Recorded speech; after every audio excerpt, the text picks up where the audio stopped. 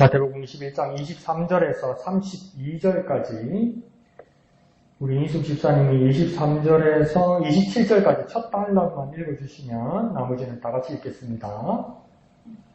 예수께서 성전에 들어가 가르치실 때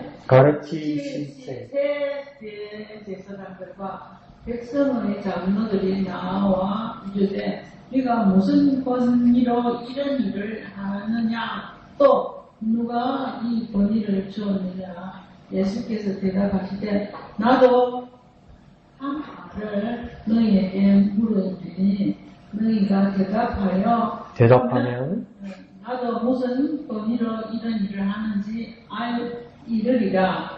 요한의 집례가 어디로부터 왔느냐 하늘로부터냐 사람으로부터냐. 그들이 서로 의논하여 이르되 모든 만일 하늘로부터라면 붙으라 하면 어찌하여 그를 믿지 아니하느냐 할 것이요.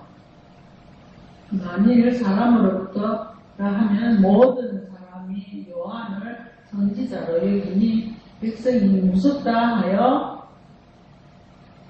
예수께 대답하여 이르되 우리가 알지 못하노라 하니 예수께서 이르시되 나도 무슨 권위로 이런 일을 하는지 너희에게 이르지 아니하니라. 다 같이요. 그러나 너희 생각에는 어떠하냐. 어떤 사람에게 두 아들이 있는데 맏아들에게 가서 이르되 예 오늘 포도원에 가서 일하라 하니 대답하여 이르되 아버지 가겠나이다 하더니 가지 아니하고 둘째 아들에게 가서 또 그와 같이 말하니 대답하여 이르되 실소이다 하였다가 그 후에 뉘우치고 갔으니 그 둘 중의 누가 아버지의 뜻대로 하였느냐. 이르되 둘째 아들이니이다. 예수께서 그들에게 이르시되 내가 진실로 너희에게 이르노니 세리들과 장녀들이 너희보다 먼저 하나님의 나라에 들어가리라.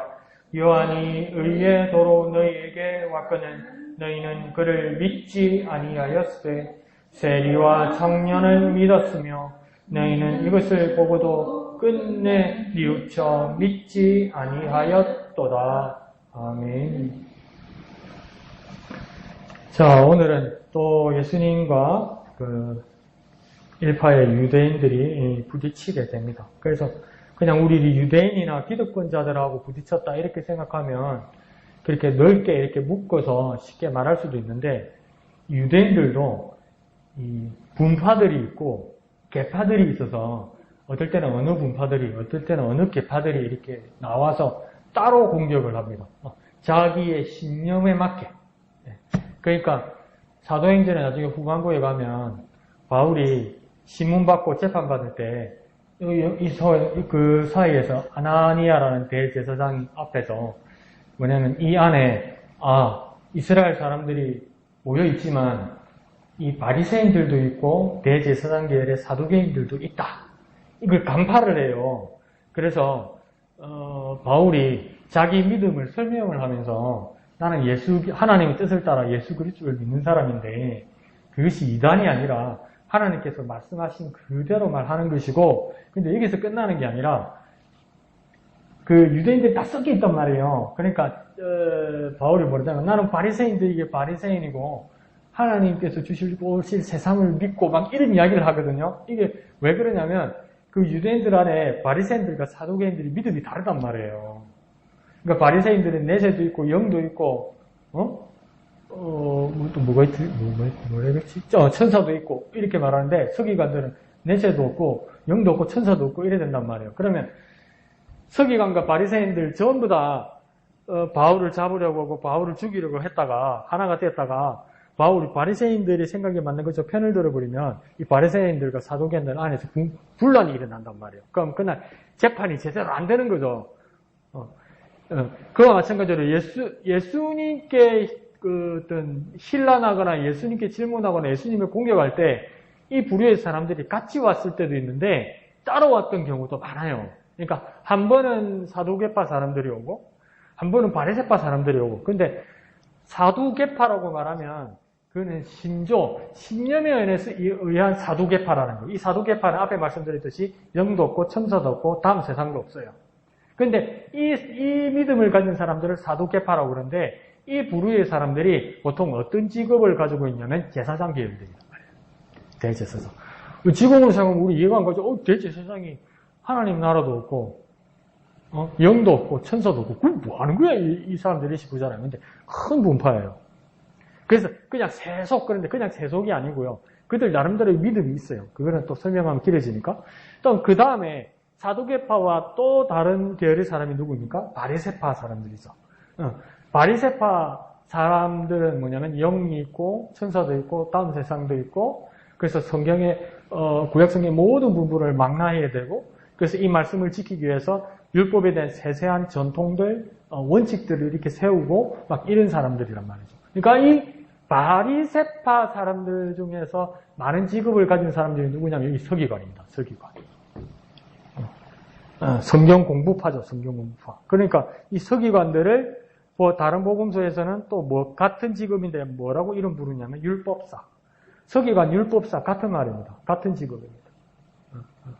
근데 오늘 예수님께 나온 사람들은 누구입니까? 대제사장들과 장로들이 예수님께 나와서 질문한다고 그래서. 그러니까 이 사람들은 누구냐면 사두개파 사람들입니다. 정치적으로는 대제사장이죠. 사회적 지위로는 장로죠. 이 사람들은 사두개파 사람들이죠. 그러니까 예수님께 질문하는 내용들을 보십시오. 믿음에 대해서 안 물어봅니다. 자세히 보세요. 하나님 말씀에 대해서 안 물어봐요. 비슷한 것 같은데. 뭐 물어봅니까? 권위 이렇게 물어보잖아요. 권위. 이 권위를 왜 물어보냐면요. 더 쉽게 말씀드리면 이게 무슨 말이냐면요. 야, 니 자격증 내놔봐. 이거예요, 지금. 자격증 내놔봐. 이 말이에요.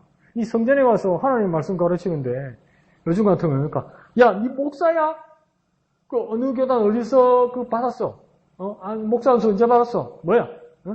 내놔봐. 이렇게 되는 거죠. 그러면 뭐 번호나 그러면 그 교단에다가 지방에나 총회에다 전해가지고 확인할 수 있는 그런 거. 근데 이 도장을 내주고 이 허가증을 내자는 사람이 누굽니까? 하나님 찾지 말고. 하나님한테 그 번호 말해봐. 나 그런 번호 없는데 이런다니까. 이 인가증, 이 허가증, 이 자격증을 내주는 사람이 누굽니까? 대제사장이거든요. 지네들이거든. 그러니까 난 니한테 내준 적 없는데 이 말이에요 이게. 뭐 물어보기는 뭐 하나님으로부터냐 사나무자 그건 예수님 물어본 거네 참. 그러니까 이게 뭐냐면 니네 왜 무허가로 우리말로 왜 야매로 하노? 그러면 그거는 이단 아이가 이렇게 되는 거죠. 한때 얼마나 재미있는 일이 있었냐면 이제 왜 또 열심히 있고 연세가 드신 분이 전도사님이면 개척을 하면 아직 목사 안수를 받기 전에도 개척은 하실 수 있죠. 나중에 이제 중간에 목사 안수 받으시면 되니까요. 근데 이제 예배를 마치면 목사님들만 이렇게 축도를 할 수 있잖아요. 공식적으로. 이제 그게 전통이 됐죠. 근데 자기도 아직 전도사인데 양심에 축도를 하면 안 되겠는 거예요. 그러니까 목사님들이 축도하실 때 이렇게 양손을 올려서 이렇게 축도하시잖아요. 근데 자기는 이렇게 하면 안 되겠는 거예요. 아직 전도사니까. 그러니까 이렇게 했다잖아.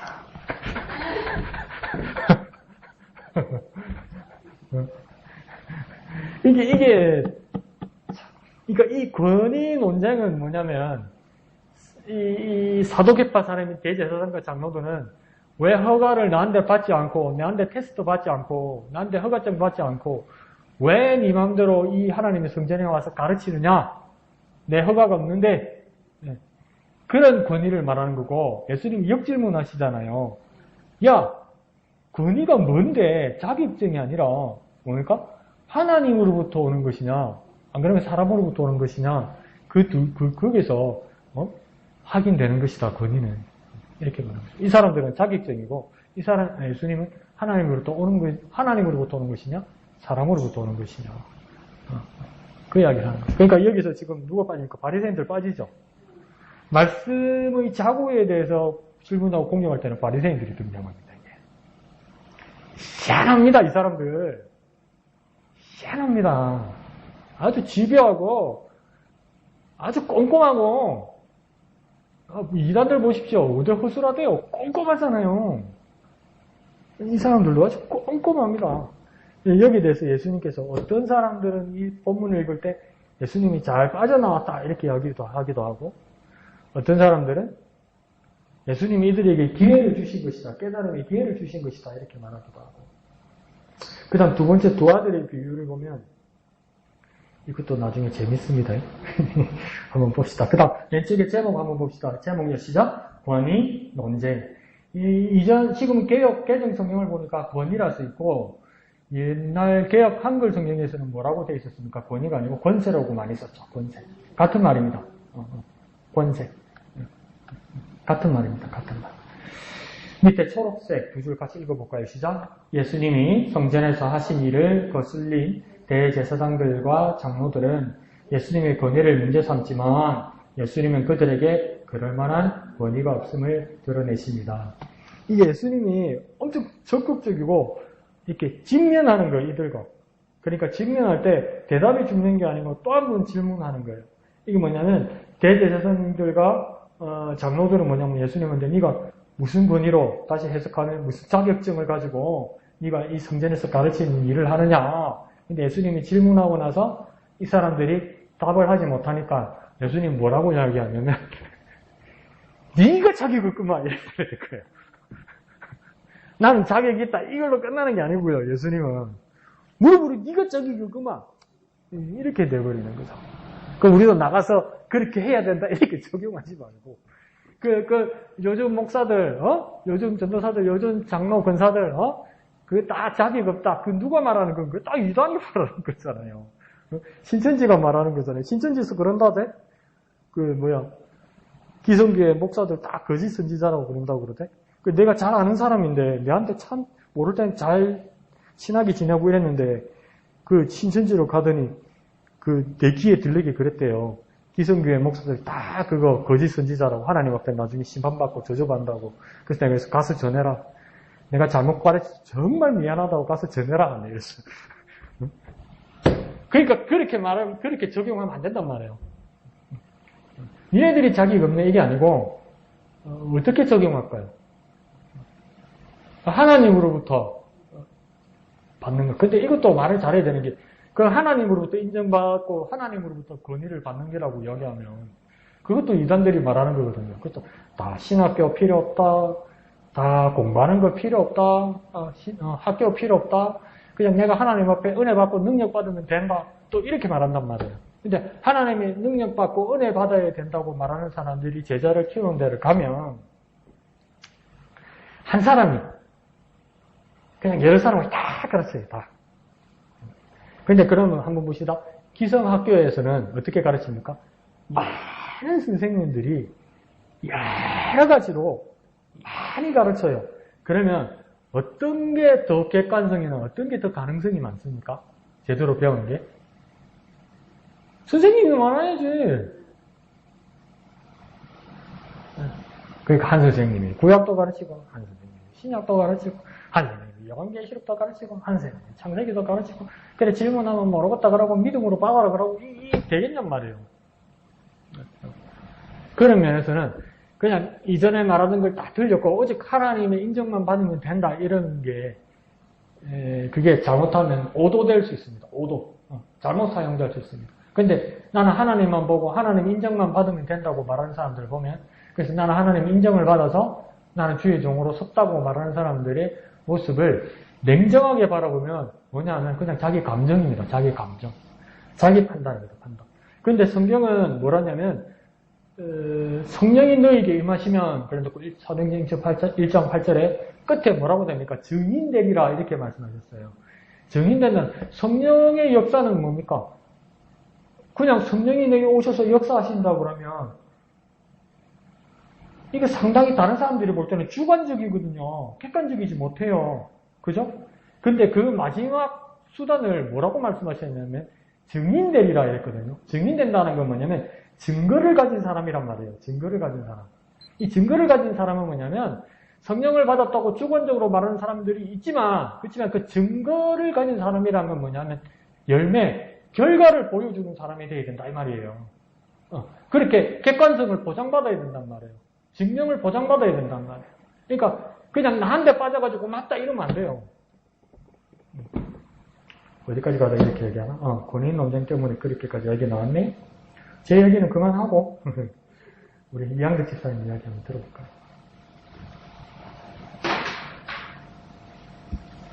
네, 저는 오늘 우회 부분은 좀 저한테 좀 어려운 게 있어서 거의 안 했고 이제 이 두 아들의 비유에 대해서 좀 생각을 많이 했습니다. 그래서 이 보면서 참 우리가 정말 비슷한 이런 저와 비슷한 이런 글들이 막 있어가지고요. 28절에 그러나 너의 생각에는 어떠하냐 어떤 사람에게 두 아들이 있는데 맏아들에게 가서 이르되 예 오늘 포도원에 가서 일하라 하니 대답하여 이르되 아버지 가겠나이다 하더니 가지 아니하고 둘째 아들에게 가서 또 그와 같이 말하니 대답하여 이르되 실소이다 하였다가 거기에 뉘우치고 갔으니 요게 오늘 만원 또 이렇게 도전도 또 받았고요. 그리고 저도 이렇게 사회 활동을 하다 보니까 이런 것들이 이제 눈에 보이는 것들이 먼저 딱 부딪히는 거예요. 하겠니? 그러면 환경을 보면서 안 되겠는데요 소리가 먼저 나오는 거예요. 네 가겠습니다 해놓고 갑자기 안 간 사람도 있지만 그래요.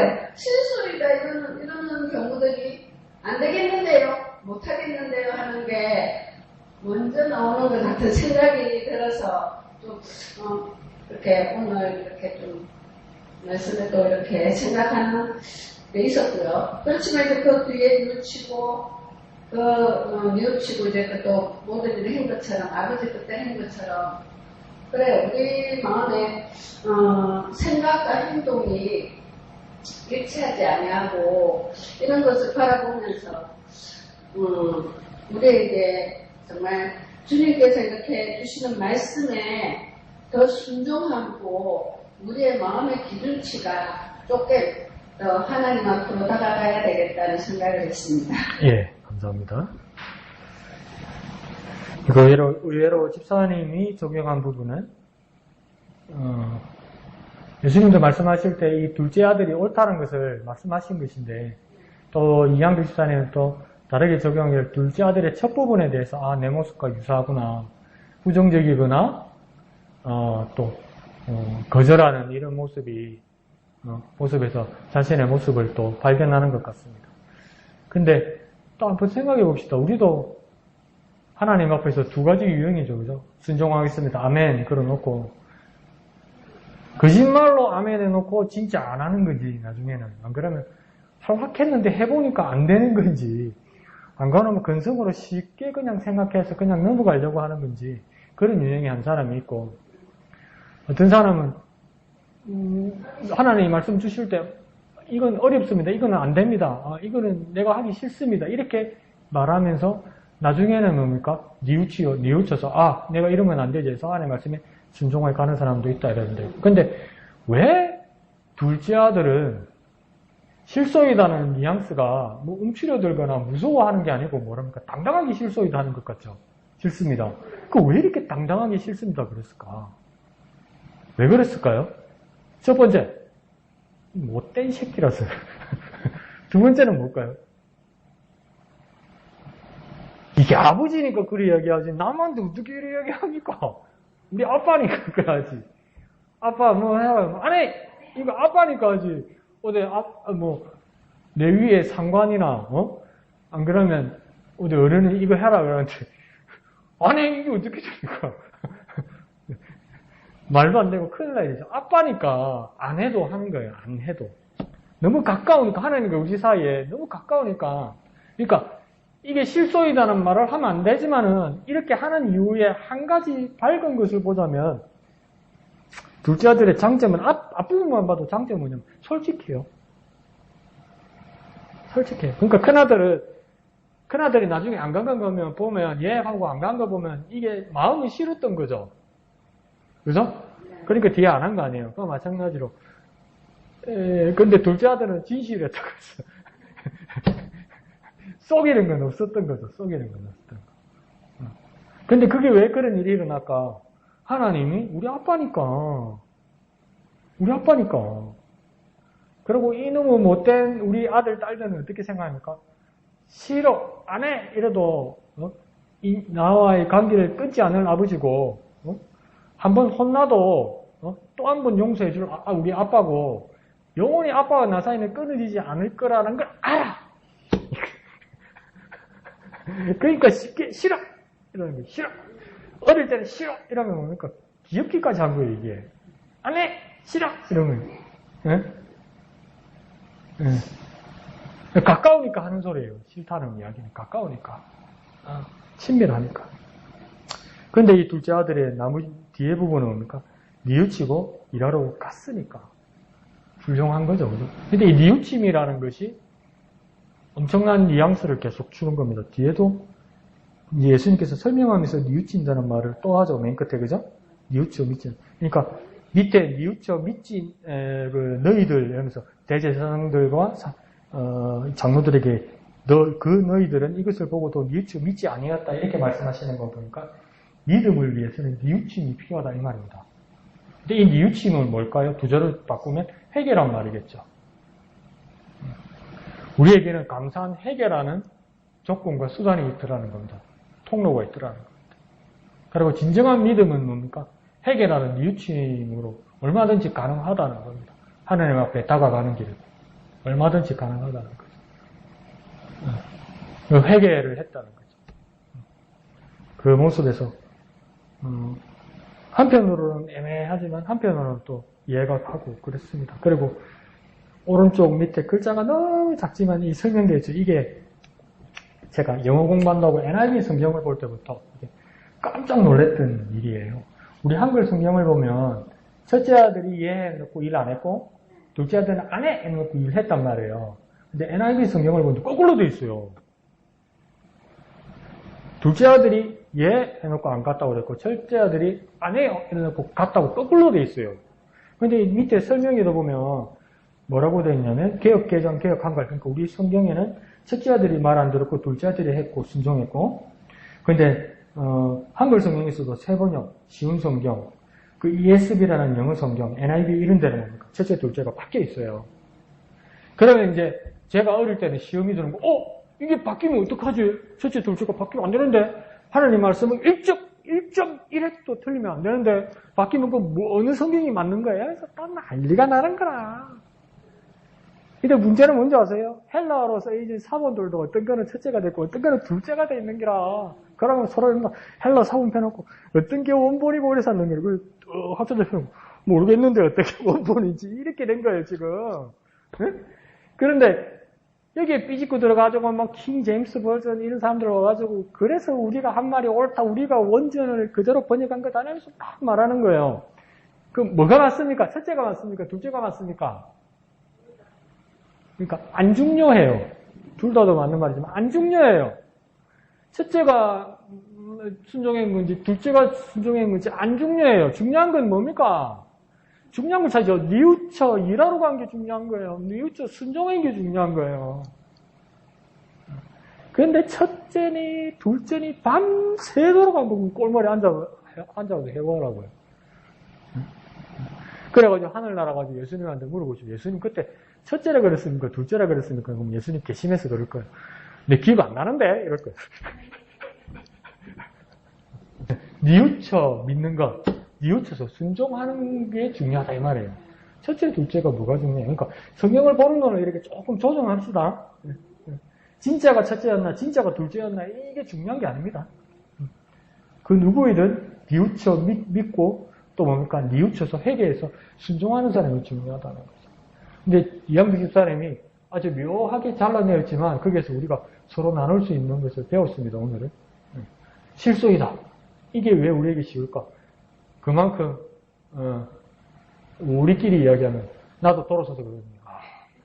내가 간땡이가 부었구나. 하나님한테 못하겠으면 싫습니다. 이렇게 이야기하고 근데 하나님 웃으면서 뭐라고 하냐면 네가 나하고 많이 가차워지기는 가차워졌구나. 이렇게 말하는 거 보니까 하나님 어떨 때는 정말 어리고 어리석은 나를 보고 구엽게 생각하실 수도 있다는 거죠. 근데 이건 뭡니까? 지사람하고 나 사이에 진실이나 진리를 말하는 것이 아니고 그냥 묵상을 이야기하는 겁니다. 이거 가가지고 하나님 그렇다더라 어디 가서 또 그래 이야기하면 안 됩니다. 좋습니다. 예, 목사님. 저는 그 26절에 보면 네. 백성이 무섭다 하여라고 하는 그 부분들이 나오는데 실제로 그들은 다른 사람의 그런 인정받는 거, 다른 사람에게 평가받는 거, 하나님께서 뭐라고 하시는지 그거는 그들에게는 별 상관이 없는 것 같아요. 이게 너희가 신뢰와를 어떻게 보느냐? 하나님께서 하신 거냐? 하늘로부터냐? 아니면 사람으로부터냐? 백성들이 무서워가지고 대답을 못한단 말이죠. 많은 사람들이 그 앞에 나와 회개하고, 그리고 많은 사람이 그 앞에서 어떤 새로운 어떤 믿음의 도전을 하고 그렇게 나아가는 요한의 침례 속에서 그들은 그것이 하나님으로부터인지 사람으로부터인지 그들은 어렴풋하게 알고 있으면서도 결국은 백성들이 무서워가지고 대답을 못하는, 어쩌면 그들은 더 많은 부분들 속에서 사람으로부터다라고 얘기하고 싶었는지는 모르겠어요. 우리에게 우선순위라고 하는 것을 준다고 한다면 과연 어떨까? 나에게 있어서는 과연 어떤 하나님의 인정받는 것, 그것이 우선순위가 되어지는가? 아니면 사람에게 인정받는 것, 그것이 우선순위가 되어지는가? 하는 어떤 그런 부분도 있는 것 같아요. 오늘 나와왔던 그런 대제사장들과 백성들의 장로들을 좀 이해되기는 돼요. 성전을 갖다가 풀 다 뒤집어 놓고 완전 성전을 그냥 개판으로 만들어 놨으니 그들이 화가 날만도 하고 또 그들의 관습이죠. 어떻게 보면 내려오는 어떻게 보면 전통이기도 하고 그들은 서비스라고 생각하고 좋은 일이라고 생각했을 거고 물론 그것 때문에 기득권자들이 어떤 돈을 버는 어떤 그런 일이 있을지는 모르겠지만 하나의 시스템으로서 이미 갖추어져 있는 그런 어떤 부분들을 뒤집어 놓았단 말이죠. 그러니 화가 날 만도 하겠지요.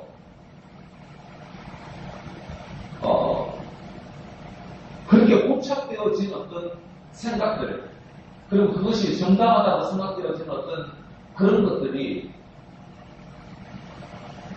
어떤 것보다, 그러니까 하나님의 생각도 예수님께서 하시는 어떤 행함보다도 훨씬 더 우선적으로 그들은 주장했고 또 그들은 먼저 받아들였고 하나님의 어떤 만연히 기도하는 집이다 그런 것보다는 제사를 드리고 이게 평안을 주는 것이 우선적이다라고 얘기하고 싶어하는 어떤 그런 것들이 있었던 것 같아요.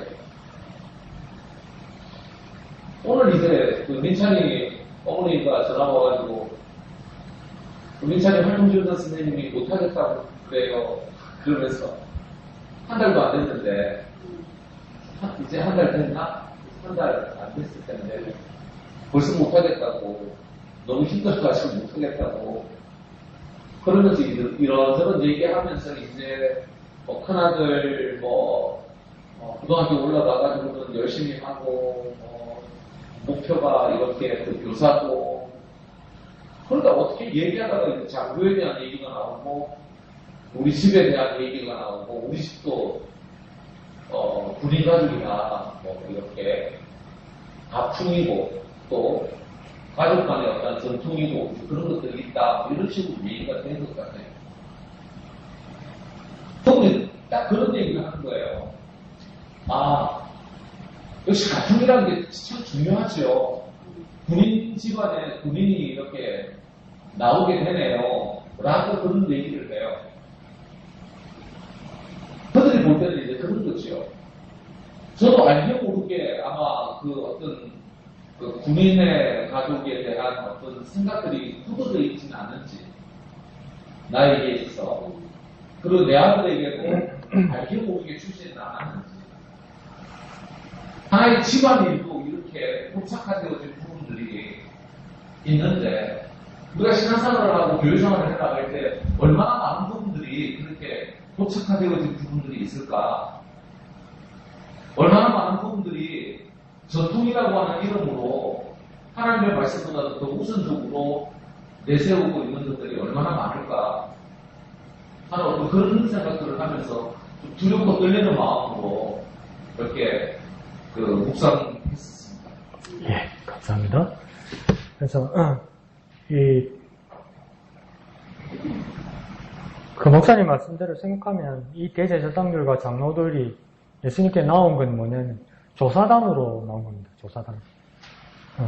예수라는 이 소문의 남자가 또 이번에는 지방에 있는 회당이 아니고 성전에서 이랬잖아요. 그러니까 이스라엘의 성전은 하나밖에 없잖아요. 예루살렘에. 그러면 성전, 회당하고 다르게 성전은 유일하게 제사하는 곳이고 하나님께 죄송합니다. 이들의 완벽한 나우발인데 예수님이 와서 한 번은 뒤집고 한 번은 와서 가르친단 말이에요. 그러니까 침범이라고 생각했겠죠. 근데 목사님 말씀하신 것처럼 이 대제사장들과 이 장로들은 처음에 세웠던 그들의 원칙, 전통들은 아주 건전하고 경건했겠죠. 근데 내려오면서 문제가 생긴 거겠죠. 그래서 이 전통이라는 것을 영어로는 뭐라고 이야기하냐면 이전에 개혁 한글에서는 전통이라 안 쓰고 유전이라고 썼어요. 대제사장 장로들이 바리새인들의 유전 기억나죠? 그거 지금 전통으로 바뀐 거거든요. 근데 영어로는 뭐냐면 이게 트래디션이라고 써요. 트래디션. 트래디션은 뭐냐면 저 위에서부터 밑으로 계속 내려오는 거예요. 내려오는 거. 물려주면서 내려오는 걸 이야기하거든요. 그러니까 내려오면서 뭔가 변질되기도 하고 그 여기 많이 변질된 게 목사님 말씀하신 대로 뭡니까? 하나님 빠지고 사람만 보게 된 거죠. 네. 전통을 전수하고 내려주는 건 사람이니까 하나님께 받아놓고 계속 내려오면서 넘겨주고 넘겨주는 이들은 사람밖에 이제 안 보이게 되는 거죠. 그러니까 받은 손에 사람을 보면서 눈치만 보게 되는 거죠. 그래서 하나님이 빠졌다고 볼 수도 있고 또 뭐냐면 세웠던 전통도 뭐냐면 이건 변해서는 안 된다고 세운 원칙 전통이 아니고요. 그 시대의 하나님의 뜻에 맞게 해석되어진 자리거든요. 그러면 서기 1년에 주후 1년에 세웠던 전통과 주후 2023년에 세우는 전통은 어떻게 되겠습니까? 변해야죠. 완전 뒤집는 건 아니라도 그 정신은 그대로 남아도 뭡니까? 적용은 변해야죠. 그 변하지 않으려고 하는 거죠. 변하지 않으려고. 변하지 않으려고 하다 보니까 뭡니까? 이 갈등이 일어나는 거죠. 갈등. 그러면서 자기들이 기득권은 옛 것으로 있으니까, 변하지 않는 옛 것으로 있으니까, 이 옛 것을 건드는 예수를 향해서 조사단으로 들어온 거죠. 이 사람들. 그러니까 아주 목사님 말하는 것처럼 이 사람들은 정치적인 사람들입니다. 그러니까 이 사도계파 출신의 대제사장들과 이 장로들은 정치적인 사람입니다. 왜 정치적인 사람이 될 수밖에 없었냐면 로마가 지배하고 이교도였던 헤로드 왕이 이 성전을 지금 50년 넘게 짓고 있거든요. 근데 여기에 자기들이 허가를 받고 이 성전왕과 종교는 자기들이 지배해야 되는데, 그러니까 이 허가를 누구에게 받게 됐습니까, 이제? 로마 황제, 총독, 헤로드한테 받아야 되는 거예요, 이제. 아니, 그렇게 돼버린 거예요. 그러니까 어떤 생각이 들겠습니까? 내가 어떻게 굴욕적으로 어떤 고생을 해서 내가 어떻게 아양을 떨어서 안 그러면 어떻게 내가 내 자존심을 구기고 어떻게 해서 내가 이 성전의 자리를 지켰는데 어디서 대먹지도 못한 뭘 이렇게 되는 거죠. 예수님이라는. 그러니까 하나님이 쑥 빠지는 거예요. 그렇게 돼요. 자꾸 여기에 집착하다 보니까 하나님이 쑥 빠지는 거예요. 우리에게도 그러니까 사람을 보면 하나님이 쑥 빠집니다. 근데 교회를 지키기 위해서, 내 교회에서 내 열심을 지키기 위해서, 내 사명을 지키기 위해서, 거기만 딱 매몰되면 뭡니까? 교회 안에 있는데 뭡니까? 하나님이 쑥 빠집니다. 그리고 느낄 때 있죠? 저도 느낄 때 있단 말이에요. 쑥 빠집니다, 하나님. 교회에 앉아 있는데, 예배 시간이 있는데, 하나님이 쑥 빠집니다. 그런 일들이 지금 대제사장들과 이 장로들에게 일어난 거죠. 근데 이 첫 절이 시작할 때 예수께서 성전에서 들어가 가르치신다 이렇게 말했잖아요. 그러니까 진짜 예루살렘에 들어와서 하나밖에 없는 성전에서 가르치고 그 전에 지방에서는 회당에서 가르치셨겠죠. 회당에는 기득권자들이 또 누구냐면 바리새인들이 많습니다. 서기관들. 근데 여기 성전에서는 어떡합니까? 대제사장들과 장로들이 기득권을 가지고 있는 거죠. 여기 가도 그러고 저기 가도 그러고 막. 근데 이 성전의 위치가 어디라고 마태복음 말고 마고복음에서는 말하냐면 성전이 넓잖아요. 그래서 성전 중에서도 제일 가쪽에 있는 이방인의 뜰에서 예수님께서 가르치셨다 이렇게 되는 거예요. 근데 이 내용도 묘합니다. 그 앞에 예수님께서 종료주일날 예수님께서 그 예루살렘에 입성하시고 나서 성전에 오니까 죄송합니다 개판이잖아요. 막 사고 팔고 막 이러잖아요. 그래서 그 막 뒤집어 엎고 이러면서 예수님 뭐라 합니까? 내 집은 만민이 기도하는 집이랬는데 너희가 강도의 굴혈로 만들었도다 이렇게 이야기하잖아요. 왜 강도의 굴혈이라고 말했을까요? 왜 강도짓 하는 자리라고 말했을까요? 이 성전을. 이게 무슨 말이냐면 성전이 바깥들, 현관, 성소, 지성소 이렇게 있단 말이에요. 그러면 성전은 아무나 들어올 수 없는데 여기서 기독권의 유대주의자의 높은 사람들은 요 안으로 출입할 수 있고 그 다음 들어올 수 없는데 허용한 자리가 문 밖에 뜰이란 말이에요. 근데 여기에 누가 허용이 되냐면 여인들, 아이들, 외국인들, 장애인들, 이교도들까지 여기 다 올 수 있단 말이에요. 근데 명절날 하나님께 바칠 양들이나 또 뭐 성전세나 이런 것들이 뭡니까? 통일되지 않아 있거든요. 그러니까 그걸 찾아서 해오기가 곤란하니까 자기 집에서 또 재물될 짐승을 끌고 오는 게 곤란하니까 돈을 더 주고 어떤 얼마를 더 얹어주고 편의를 제공하는 시장이 이 이방인의 뜰에서 열렸단 말이에요. 그러니까 어떻게 되겠습니까? 외국인, 장애인, 여인, 아이들, 노인네들도 나름대로 하나님 앞에 서고 하나님 앞에 기도하고 하나님 말씀 듣기 위해서 이방인의 뜰을 사용하고 있었는데 기득권들의 편한 예배 제사 의식을 위해서 여기에 시장을 만들면서 그 사람들 쫓아냈단 말이에요. 그러니까 예수님 그러잖아요. 기도하는 자리라고 여기가 이 말이에요. 기도하는 자리라고 여기가 장사하는 자리가 아니고 기도하는 자리라고. 그러니까 뭐랍니까? 내 집은 만민이 기도하는 집이라 그랬지 않냐 이 말이에요. 그 비유도 아니고 상징도 아니에요. 사실대로 말하는 거예요. 그래서 너희는 강도의 굴혈로 만들었도다 이 말이 뭐냐면 대제사장과 장로들 너희들, 유대인들 너희들, 기독권자들 너희들, 너희 편의를 위해서 여기 장사하는 데를 만들면서 이 사람들이 기도할 자리가 이렇게 기도 못하게 하지 않았냐고. 기도 못하면 이 사람 어떻게 되겠냐고. 이 사람들 다 죽는 거 아니냐고. 그러니까 너희가 장사가 아니고 저 사람들의 목숨을 다 해한다라고 이야기해서 그 니네들이 강도야 이렇게 말한 거란 말이에요. 근데 그냥 다 엎고 다 쫓아냈잖아요. 예수님 그 자리에 와서 지금 가르치는 겁니다. 그러니까 이 성전에서 가르친다는 뜻은 뭐냐면 마가복음에서는 이방인의 뜻에서 가르쳤다 이 말이에요. 그러니까 이방인의 뜻에서 예수님 말씀을 듣는 사람들은 뭡니까? 다 사회적 소외자들이에요. 사회적 소외자들. 소외자들. 이 성전은 그냥 뭐 하나님의 영광이 임하고 막 하나님이 응답하시고 막 연기가 가득 차 성소에 뭐 휘장 안에 뭐 보면 막 그룹들이 막 자정해서 막 하나님의 영광이 그 자리 아니에요. 보이지도 않고 들리지도 않는 그 자리. 그러니까 이 본문 마지막 절에서 뭐라고 이야기합니까? 너희는 그를 믿지 아니했고 세리와 청년은 믿었으며 너희는 이것을 보고도 끝내 뉘우치 믿지 아니었다답니다. 세리와 청년가 두 번만 나오잖아요. 그럼 세리와 청년은 현관도 못 가고 성소도 못 가고 지성소는 말도 안 되죠. 그 세리와 청년과 성전에 하나님이 성전에 와도 어디 와 있겠습니까? 이방인의 뜰에 와 있을 거 아니에요. 그러니까 여기 이방인의 뜰에서 가시받지만 이방인의 뜰에서 나의 말을 듣고 있는 이 사람들이 나 예수의 말을 듣고 있는 사람들이 천국의 복음을 듣고 있는 사람들이 하나님 나라에 갔다 이 말이에요. 너희는 버림받는다 이 말이에요. 그러니까 너희 전통뿐만 아니라 너희 편의를 위해서 남을 희생시켰다는 거. 그러니까 문제는 뭐냐면 전통이 뭐 그래 나쁘겠어요. 나쁜 거 아니죠. 전통의 원래 정신도 좋았죠. 근데 그러니까 전통이 누구를 위한 전통이냐는 거예요. 기득권 너희를 위한 전통밖에 안 됐다는 거예요. 심지어 그러니까 너희 전통을 지키기 위해서 다른 사람들을 죽이고 희생시킨다는 거 아니에요.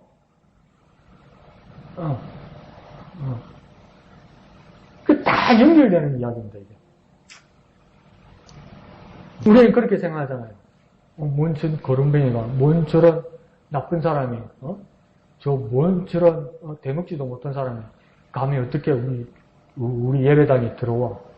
이런 생각이 들잖아요. 저도 뭐 그런 사람 오면 곤란하죠. 네.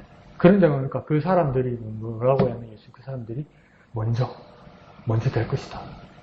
그 사람들이 그런 믿음이 없느냐? 그 사람들이 믿음이 있다는 거예요.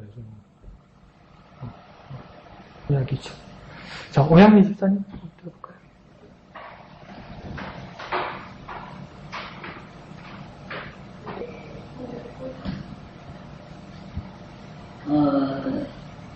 아버지, 31절 보면 그들 중 누가 아버지의 뜻대로 하였느냐 이르되 둘째 아들이니라. 이제 이러면서 믿음이 내가 진실로 너에게 이르노니 세대들과 선녀들에게 내보다 먼저 하나님 나라에 들어가리라 하면서 이제 믿음에 대해서 이야기했잖아요. 그래 믿음이 과연 그 사람들보다 첫째 아들이다, 둘째 아들이다. 근데 이게 중요한 게 아니고, 목사님 말씀처럼.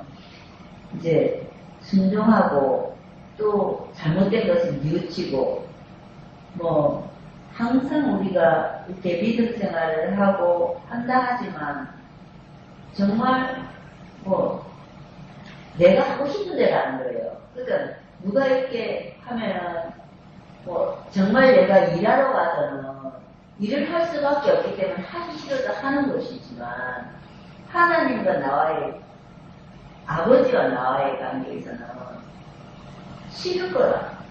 따라하기 싫은 거예요. 내가 하기 싫은 거예요.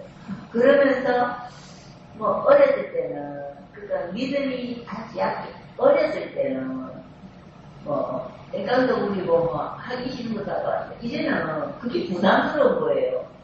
아 이거 해야 되는데 좀 내가 전도도 해야 되는데 옛날에는 그냥 뭐 제가 처음에 이제 믿음 생활 시작했을 때는 정말 믿음 좋으신 분을 두 분을 저는 이제 정말 진짜 목사님보다 더 목사님과는 이렇게 가까이 이 믿음에 대해서 뭐 내가 생각하는 그런 것에 대해서 이렇게 물어볼 수도 없고 목사님과 이렇게 할 수도 없고 했는데 그분들에게서 신앙생활을 어떻게 해야 되는 기본을 이렇게 들은 거예요. 그러면서 정말 나는 저분들처럼 신앙을 키워나가야 되겠다.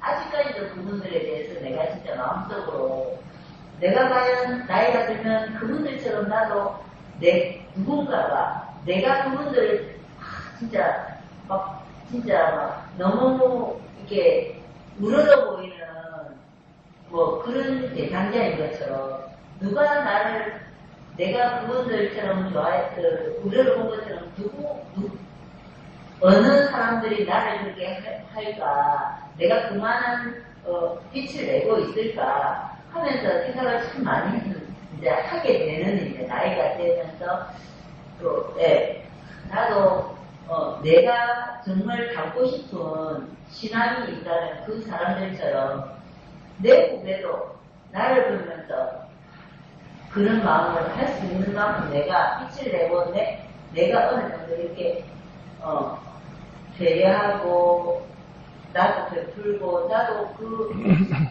갖고 싶은 사람이 나도 가고 있는 걸까 하는 생각을 참 많이 하면서 내 믿음은 어느 만큼일까 하는데 지금은 이제 부담감이 많아요. 옛날에는 하기 싫은 거 내가 하고 싶은 것만 했는데 지금은 하고 싶은 것만 하는 게 아니고 하기 싫은 것도 내가 해야 될 일들이 더 많은 거예요. 그래 이제 그러면서 과연 아버지의 뜻을 거스르지 않고 사는 게 무엇일까? 하지만 우리가 세상을 살다 보면은 진짜 힘들어요. 세상 사는 게. 진짜 아버지만 믿고 그냥 때로 하옵소서 하고 있는 게 아니고 또 내가 해야 될 부분도 있고 내가 바라는 것이 이건데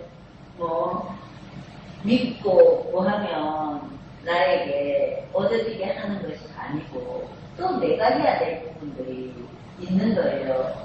그러니까 내가 이 세리와 창녀들보다 먼저 하나님 나라에 들어갈 수 있을까? 나도 들어가고 싶은데 처음에 제가 이제 이 신앙생활을 할 때 이제 그 목사님과 사모님이 같이 있어도 그 목사님이 말씀하시는 것이 천국에 들어갈 때는 정말 아무리 같이 있는 사람이라도 그 사람보다 내가 먼저 말을 뻗어야 된다 정도로 그렇게 욕심을 부려야 천국에 들어갈 수 있다는 식으로 우스갯소리를 하는 그게 있었는데 그렇게까지 저는 그랬어요. 그때는 정말 바닥이었을 때 그랬는데 그렇게 사모하고 그렇게 가지려고 정말 세상적에서 볼 때는 야비할지 모르지만 신나는 자가 천국을 들어갈 수 있다고 하는 그 말에 대해서 정말 저는 그거 했거든요. 그 목사님이면서 아무리 우스갯소리지만 저렇게 그랬는데 그렇게 해야 천국에 갈 수 있을 것 같아요.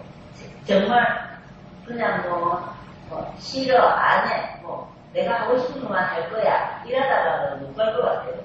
그래서 믿음에 대해서 내가 천국에 들어갈 수 있는 먼저 들어갈 수 있는 그 믿음이 어느 정도를 해야 되나 참 많이 노력해야 될 것 같다 하는 생각하면서 조금 무거웠어요. 많이. 예. 네, 좋습니다. 그래서 집사님이 또 많은 생각을 하신 것 같아요. 그런데 오늘 이 예수님께서 두 번째 두 아들의 비유는 왜 했고 누구 앞에서 했냐면 그 대상이 누구냐면 대제사장들과 장로들에게 한 겁니다. 이거 왜 그러냐면 제대로 깨달으라고 말씀하신 거예요. 그러면 두 아들에 비해서 첫 번째 아들은 누구를 보고 하는 말일까요? 예수님 지금. 이게 대제사장들과 장로들이라고 이야기하는 겁니다. 첫째 아들이. 왜? 너희들이 전통을 세웠고 그 장로들의 그 대제사장과 장로들의 유전을 가지고 하나님 지키는 것처럼 오래 믿었단 말이에요. 오래 믿은 정도가 아니라 조상 대대로 믿었단 말이에요. 그냥 딴 거 생각해 본 적도 없단 말이에요. 오직 하나님께 주신 이 직무를 지켜야 되는 거예요. 태어나니까 우리 아빠가 대제사장이란 말이에요. 그래서 난 그대로 제사장 되는 거라고. 그러니까 다른 거 해본 적이 없어요. 그러니까 누구보다도 오래 믿었어요. 오래. 이게 맏아들이에요. 맏아들. 근데 예수님 뒤에 보면 뭡니까? 세리와 창녀들이 나오니까 이 사람이 누구들을 말하는 거예요? 둘째 아들을 말하는 거죠. 근데 이 당시에 세리와 창녀들은 어떤 사람일까? 먹고 살 게 없어요. 그 식민 상황에서 경제도 다 망가져 있고, 그 다음에 뭡니까? 세금 징수가 어마어마해서 60에서 70, 80%까지도 들어가니까 살 게 없어요. 그 지금 가난한 나라에 가장 많이 흥행하는 산업이 뭡니까? 매춘업 아닙니까? 어느 여자가 그런 게 좋습니까?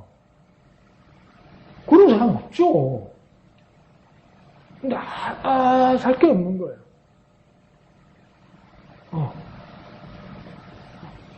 그래서 세리와 창녀가 되는 거예요. 세리는 뭡니까? 나로 팔아먹는 사람 아닙니까? 근데 그렇게 하려고 그렇게 한 것이 아니라 그것밖에 없는데 뭡니까? 그 자리가 뭡니까? 악한 자리라고 소리를 들었다는 거죠. 근데 그 사람들이 그러면 뭡니까? 공적은 아무것도 없어요. 더 나빠요. 근데 이 사람들이 왜 먼저 하나님 나라에 간다고 이야기했을까요? 두 가지밖에 없어요. 뉘우치고 믿은 것밖에 없어요. 오래 뉘우친 것도 아니고 오래 믿은 것도 아니에요. 주님의 말씀을 듣는 순간 진짜 잘못됐구나 회개하고 주님께로 돌아서서 그 순간 결단해서 믿는 그거 말고 없어요. 믿음 경력이나 이력이나 프로필로 따지면 대제사장들을 누가 따라가요?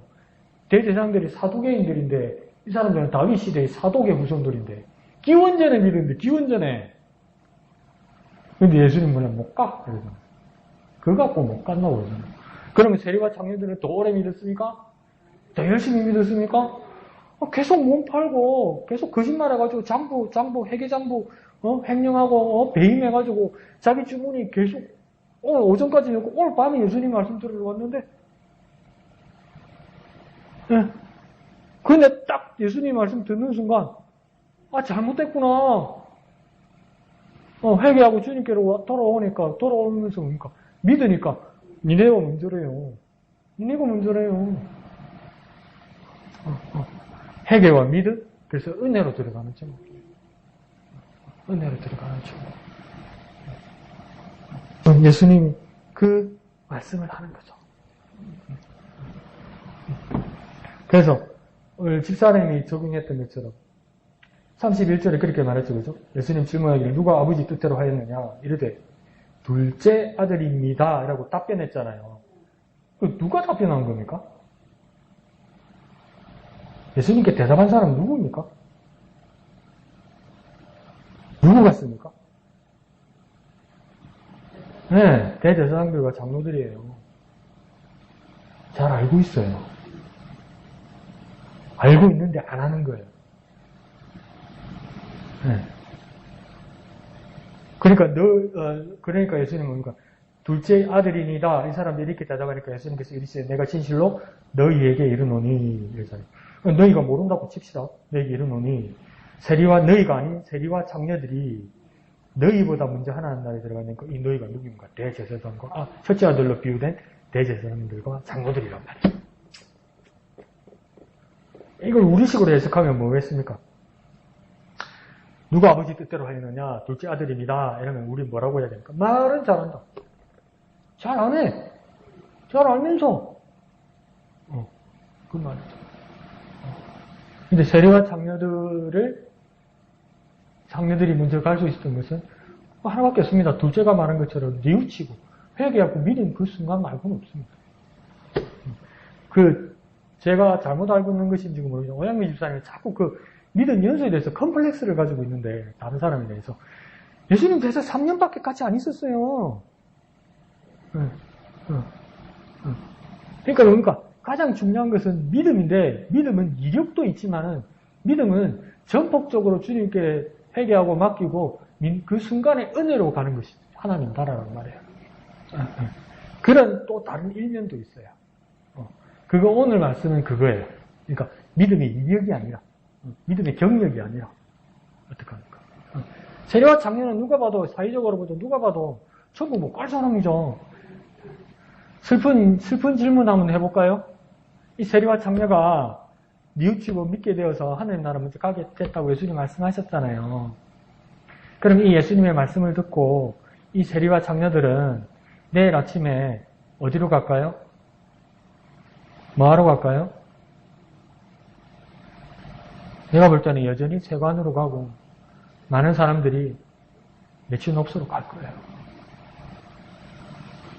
그게 슬픈 현실이라는 거예요. 그래서 그 사람들 지옥 간다는 말이 아니라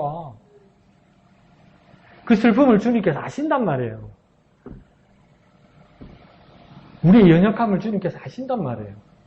그래서 세리와 장녀를 앞세웠단 말이에요. 그래서 여전히 세상에서는 세리와 장녀라고 나쁜 사람이라고 말하는 이 사람이 그러니까 세리였던 사람, 장녀였던 사람이 아니에요. 어떻게 보면. 여전히 사람들은 저 사람을 나쁜 세리라고 그러고 죄송합니다. 더러운 장녀라고 말할지라도 여전히 그럴지라도 죄송합니다. 목구멍이 포도청이라서 이 직업을 먼지 털듯이 털지 못해서 눈물 흘리고 눈물을 머금고 아픈 가슴을 움켜쥐고 계속 그 자리에 있을지라도 이렇게 말하는 거야. 그럼 또 계속 제지도 되네. 그게 아니라 우리 그런 슬픔을 하시는 주님. 근데 왜 이렇게까지 예수님 말씀하냐면 왜 이 사람들이 여전히 세리로 남고 왜 이 사람들이 창녀로 남느냐? 그 질문이 있어야 돼요. 믿음 뉘우치고 회개했는데 이 사람들은 왜 여전히 다음날 세리로 가야 되고 세관에 가야 되고 왜 여전히 창녀가 되어야 되는 것 같습니까? 먹고 살기 위해서죠. 또 한 가지 더 누구 때문에 그렇습니까? 예수님 정확하게 찝는 게 있어요. 이 사람들이 왜 여전히 세리라고 하고 창녀가 되어야 되나 여전히 뉘우치고 믿었는데 회개하고 믿었는데 먹고 살기 위해서 그러는 거고 왜 그러면 먹고 살기 위해서 세리와 창녀밖에 하지 못하느냐. 무슨 말씀 하나 드릴까요? 대제사장들과 장로들 너희들이 꽉 쥐고 있기 때문이라는 거예요. 꽉 쥐고 너희 것을 위해서 꽉 쥐고 저게 못 먹고 살든 더러운 짓을 하든 나쁜 짓을 하든 관심 가지지 않고 도와주지 않고 내 것을 꽉 쥐기 위해서 저 사람이 이래 먹고 있는 것도 득쳐가지고 뺏어 먹는 놈들이 누구냐? 너그 대제사장들과 장난 아니냐 이 말이에요. 그래서 이 사람들이 인생을 얼마나 왜곡되게 만드느냐는 거예요. 세상은 하나님 나라고 다릅니다. 세상은 그런 것이 아니다라고 심어준 자가 누구냐는 거예요. 나 하나님이냐? 대제사장과 장로들 너희가 이딴 식으로 세상을 만들지 않았냐 이 말이에요. 목사님, 하나님, 세상은 그런 거 아닙니다. 사회는 그런 거 아닙니다. 왜 이런 슬픈 이야기가 나오느냐? 가진 너희들이 나누지 않고 내 것 그러면서 나누지 않고 하나님 것을 지 것처럼 독점하는 너희들 때문에 이렇게 된 거 아니냐 이 말이에요. 그러니까 대제사장들과 장로들의 너희 죄가 크다 이렇게 말하는 거예요. 그래 너희들이 어떻게 감히 하나님 나라에 갈 생각을 하느냐 이 말이에요. 그래 놓고 그러니까 예수님이 다른 비유에서 그러잖아요. 천국 갈 사람을 갖다가 천국 가지도 못하게 막는 사람이 누구냐? 너 바리새인들과 서기관 너네들 아니냐? 유대인들 너네들 아니냐? 그리고 너희들 길을 인도한다면서 소경이 소경을 인도해서 구름텅이에 빠지게 하지 않느냐? 그 예수님은 그러니까 쏜 알지도 못하니까 너희들 나쁜 놈이다 이렇게 말하는 거예요. 그래서 이제 극단적으로 가는 사람은 자기계획이 필요하다고 하는 거지. 그러니까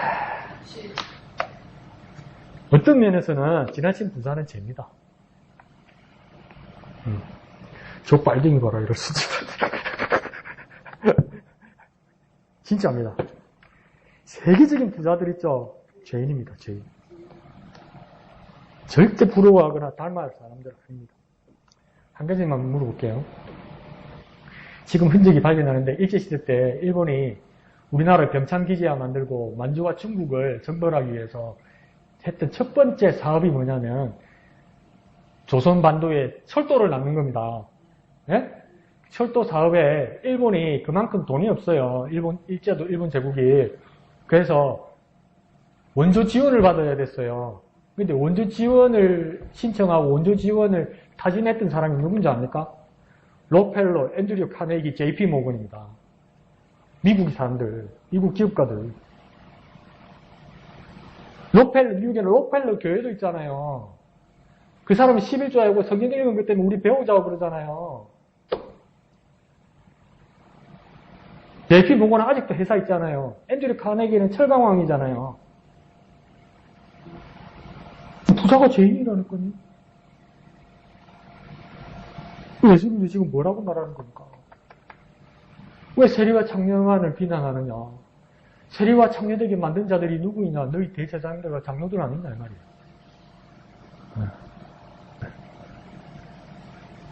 그러니까 진짜가 무엇이냐? 뉘우치고 회개하고 믿음을 가지는 것. 그것에서 뭐라고 이야기하냐면 은혜로 천국 가는 거단 말이에요. 그러니까 뉘우치고 믿음을 가지는 사람에게 하나님 것으로 하나님 나라 들어오게 하겠다는 거예요. 은혜라는 하나님 거니까. 내가 은혜 만드는 거 아니잖아요. 내가 공덕을 쌓는 게 아니잖아요. 내가 선업을 쌓는 게 아니잖아요. 은혜는 하나님 거잖아요. 뉘우치고 회개해서 주님을 믿는 우리에게 하나님 나라 들어오는 것은 하나님께서 주시겠다는 거예요. 주님께서 주시겠다는 거예요. 그런 사람은 하나님 나라 들어올 수 있다는 거예요. 이거 얼마나 다행입니까? 어제 적금 들어가고 보험 넣어가지고 타오라면 큰일 나네. 우리한테는. 그 놀란 은혜 가운데 살아가는 저와 여러분 되었으면 좋겠습니다. 막 희망을 얻고 우리는 소망을 가지고 아까 오양민 집사님 웃으면서 말한 것처럼 어떤 사람은 빵쪼가리 뜯어가지고 복권돼가지고 인생을 걸치기도 하지만 그따위 거 부러워하지 말고 우리는 하나님께서 약속하시고 하나님께 주신 것 우리가 받아 쓰는 은혜 받아 쓰는 우리가 더 행복한 사람이라고 당당하게 말했던 것처럼 기죽지 말고 소망 가운데서 더 당당하게 우리 지극과 우리 현 상황이 어떠하든 간에 하나님 은혜로 우리가 먼저 하나님 나라에 들어갈 수 있다는 그 믿음 변치 않는 저와 여러분 되었으면 좋겠습니다. 다 같이 찬송하신 후에 기도하고 마치도록 하겠습니다. 1절만